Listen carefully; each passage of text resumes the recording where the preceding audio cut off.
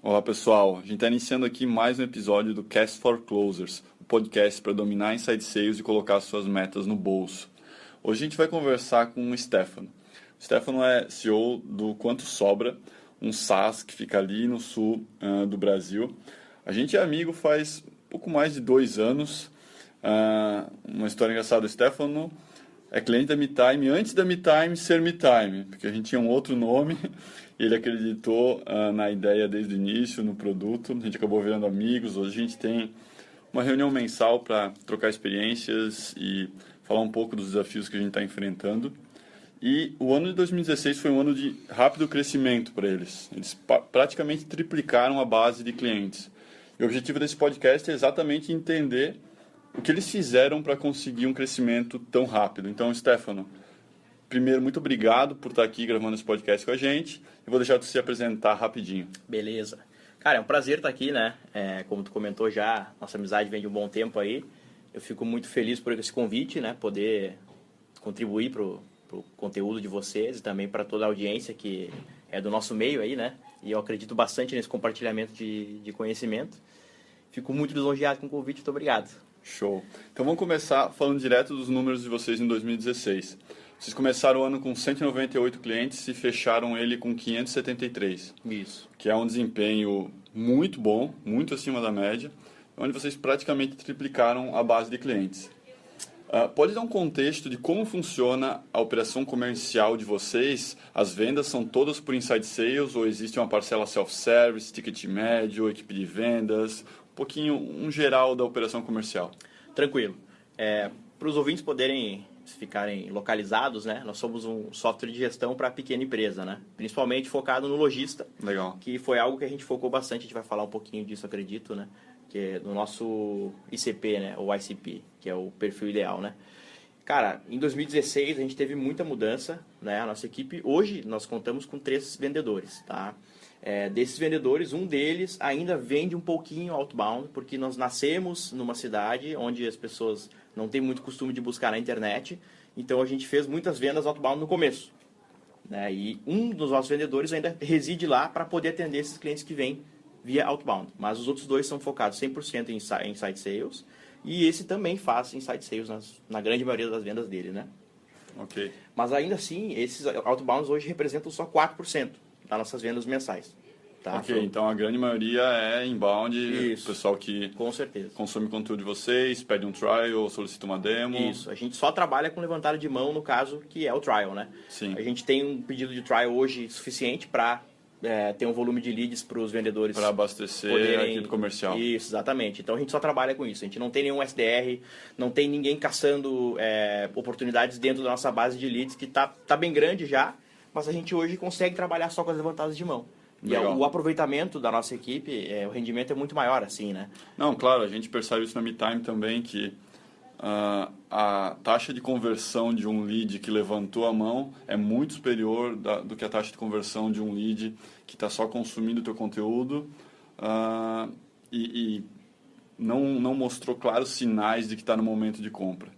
Então, a gente compartilha aí dessa experiência de vocês. Exatamente. Cara, a gente, nesse ano de 2016, a gente acredita que essas mudanças todas que a gente fez trouxeram esse resultado, principalmente nos últimos 6 meses. Né? A gente começou em março a fazer uma análise das nossas vendas e viu que estava realmente muito fraco. Né? E que o produto já estava bom, já era para a gente estar vendendo mais, então a gente começou a ver o que poderia estar errado.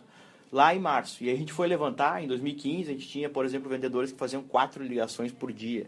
Isso é muito pouco, né? É absurdo, né? Não tem, basicamente não trabalhava, né? Tanto que a equipe toda realmente acabou mudando e tudo mais, né?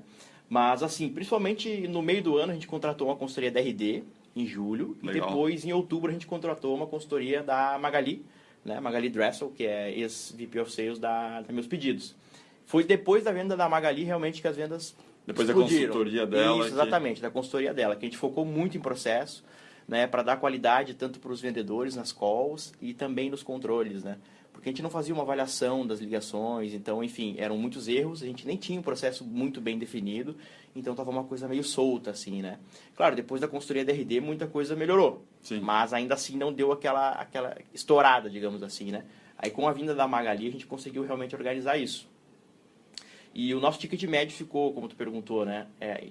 Tá aproximadamente R$83. Né? Subiu também, porque a gente fez uma adaptação no processo para poder subir isso. E a gente tem para 2017 ainda o objetivo de subir mais esse ticket. Né? Mas com o ticket desse eu imagino que esteja também focado bastante em volume, né? Sim. Precisa trazer um volume grande de vendas por rep para fazer a conta se pagar na operação de site sales. Com certeza. Tanto que o nosso ticket médio, foi uma coisa que a gente focou em aumentar, né? Porque a gente não tem muito upsell nem cross-sell. Né? Okay. Nossos planos hoje, eles aumentam de acordo com a emissão fiscal da pessoa. Então só tem uma régua variável, à medida que ele vai crescendo, ele vai pagando mais. Exatamente. Então, o que a gente tem hoje é um planejamento também para aumentar isso dentro da empresa. Né? A gente está fazendo funcionalidades que a gente pode cobrar por elas para fazer um cross-sell. Né? Então, o upsell também a gente está fazendo uma mudança de planos e tudo mais, já para poder organizar isso melhor. Perfeito. Certo. E tu tinhas comentado antes que definir claramente o ICP, o Ideal Customer Profile, foi muito importante, se não o fator mais importante para impulsionar o crescimento de vocês em 2016. Como foi o processo para vocês chegarem nesse perfil de cliente ideal? Cara, sem dúvida foi o mais importante para isso acontecer. Quando a Magali chegou, eu tinha minha parede de vidro lá, toda escrita, e como ela mesma disse, era algo esquizofrênico, né? Era absurdo, cara, era muita coisa escrita, e uma das coisas que tinha era isso, definir o ICP, né? E aí, mas estava lá, estava solto, era mais uma coisa que tinha para fazer. E aí a gente começou a analisar e viu que, bom, vamos botar isso aqui tudo no Trello primeiro para limpar isso aqui e vamos começar por alguma coisa. E a gente foi ver tudo que tinha e acabou vendo que o ICP era o que precisava ser o primeiro, porque ele depois reverberava no resto todo. Né? A gente tinha, por exemplo, precisava melhorar o discurso de vendas, ter objetivo bem definido com cada call, né? Para cada etapa do funil. A gente precisava ter gatilhos bem definidos de passagem do cara para a próxima etapa do funil. Sim. Até para poder identificar o que é uma ligação significativa dentro de um processo de vendas e o que não é. Legal. Né?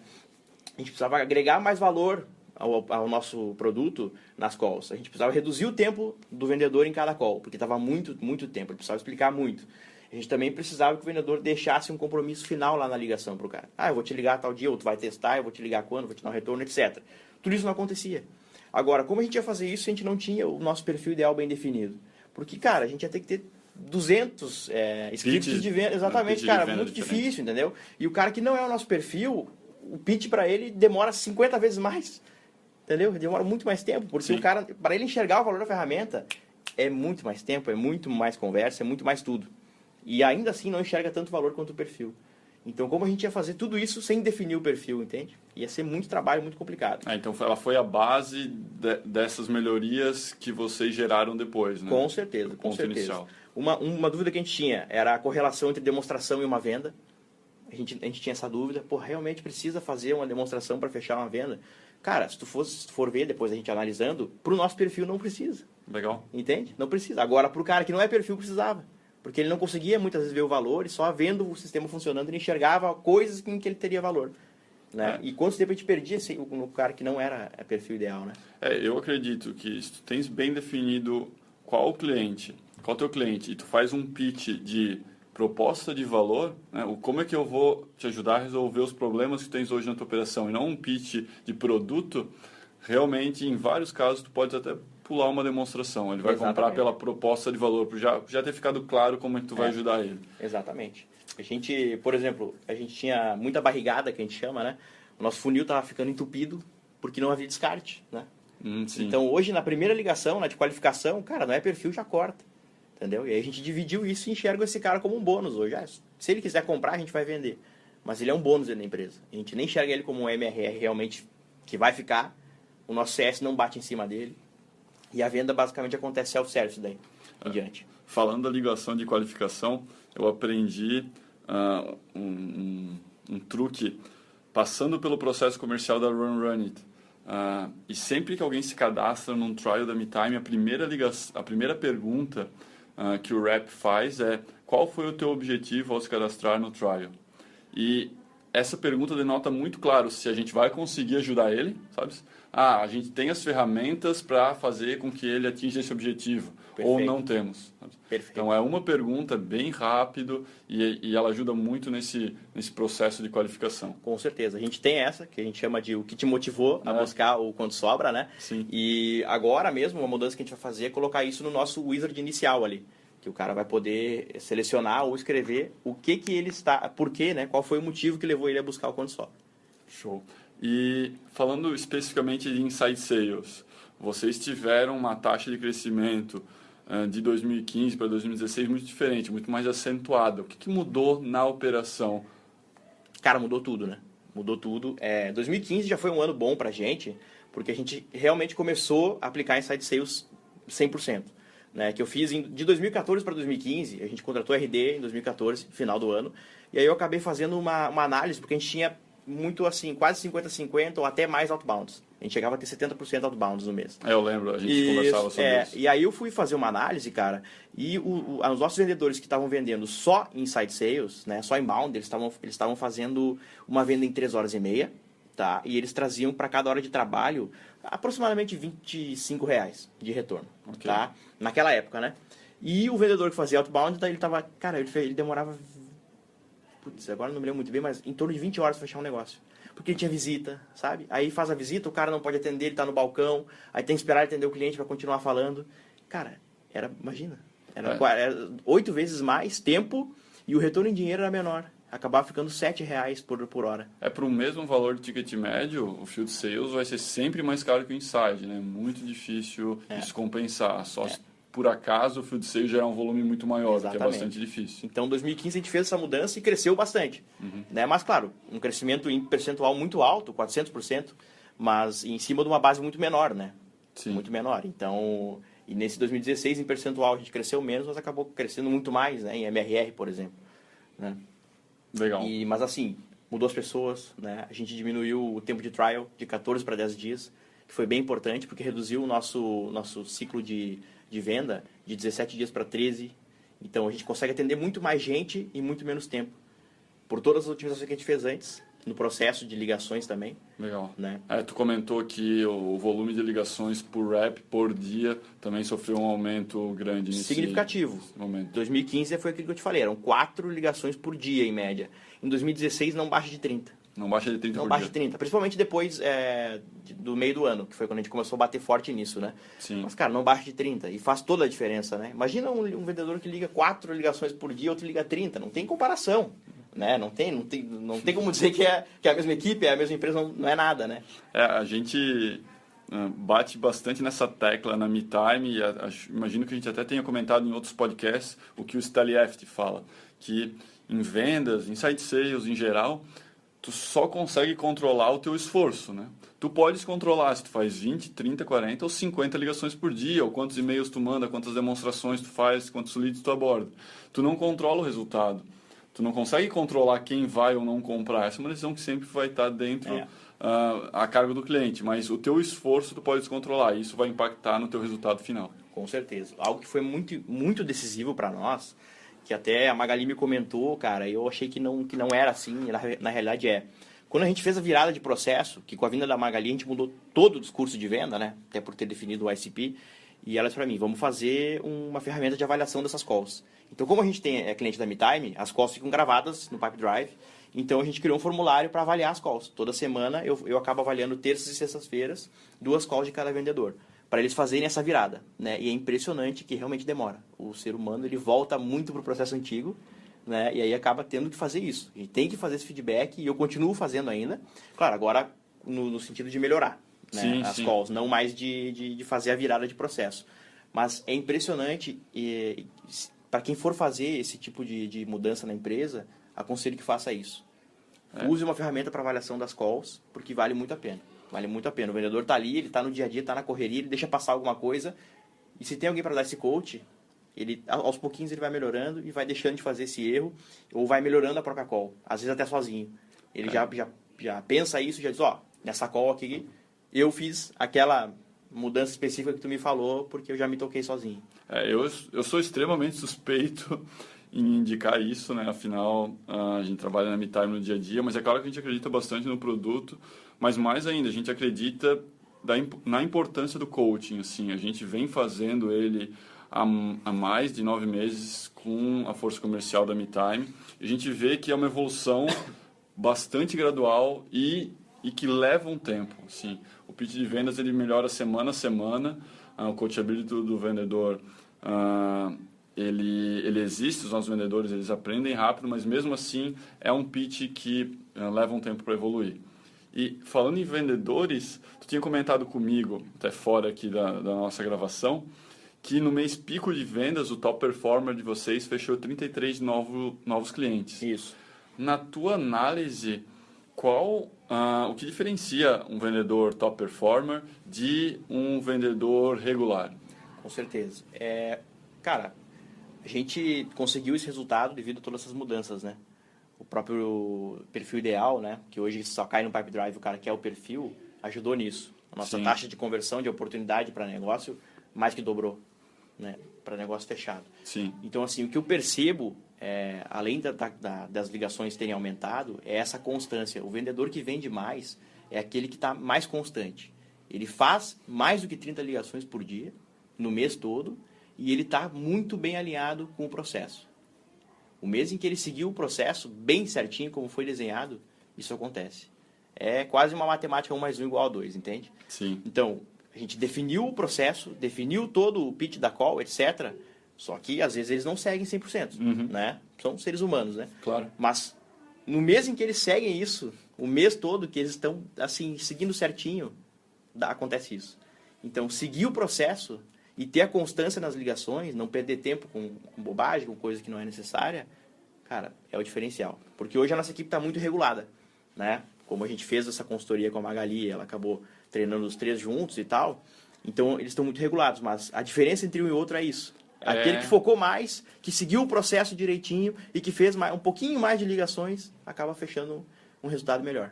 Legal, então as duas variáveis, pelo que eu entendi, é a constância na execução do processo. Exato. E a dedicação nas atividades, no volume de atividades. Exatamente. Focar, sentar e focar. Porque tu sabe que muitas vezes perde um pouquinho de tempo, vai no Facebook, aquela coisa toda, né? Claro. Que ninguém é de ferro.